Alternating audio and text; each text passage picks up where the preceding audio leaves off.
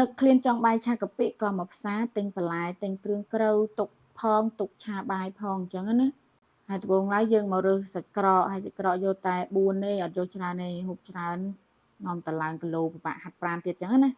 ហើយបន្ទាប់មកយើងមកហាន់សាច់ហើយបងប្អូនចង់ដាក់សាច់គោក៏បានដែរតែខ្ញុំដាក់សាច់ជ្រូកហើយយើងមកក៏ច្រាំខ្ទឹមពងម្ទេសមុនពេលហូបមួយបាយឆាកាពិដាក់អាម្ទេសស្រួយៗហ្នឹងឆ្ងាញ់ណាស់ណា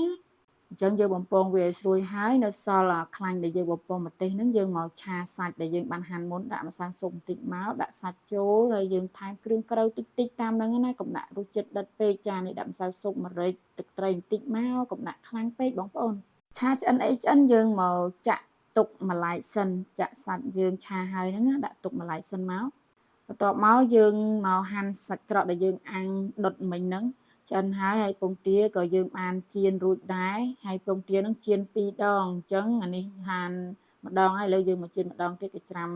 ម៉ត់តាមតែចំណង់ចំណូលចិត្តរបស់បងប្អូនអញ្ចឹងមកឥឡូវយើងមកចាប់ដើមធ្វើការឆាបាយឆាកាពិដាក់ស្ករត្នោតដាក់ខ្ទឹមពណ៌ហើយដាក់កាពិចូលមកជ្រុំវាកូរវាឲ្យបែកឲ្យស្មើសាច់អញ្ចឹងមក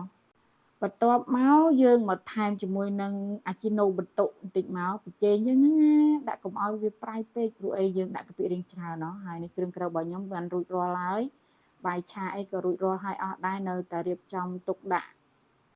មិនបងប្អូនរៀបចំហូបហ្នឹងណារៀបចំឲ្យវាស្អាតចឹងណាដូចក្នុងហាងព្រោះយើងទៅហូបក្នុងហាងទៅគេរៀបចំឲ្យយើង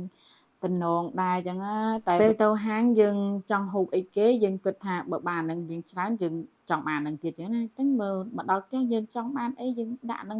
តាមចំណង់ចំណូលចិត្តរបស់យើងចង់អាណាដាក់នឹងច្រើនស្រេចតែចិត្តយើងឯងបងប្អូនហើយរៀបឲ្យស្អាតមានណាមកច្បល់ខ្ទេចខ្ទីអស់លីងហើយមកហូបអញ្ចឹងមកមានរសជាតិជូរអែមពីម្នាស់អញ្ចឹងមកហើយនឹងពីស្វាយហើយហឹរប្រៃអញ្ចឹងមកអរគុណវីដេអូនេះមានតែប៉ុណ្ណឹង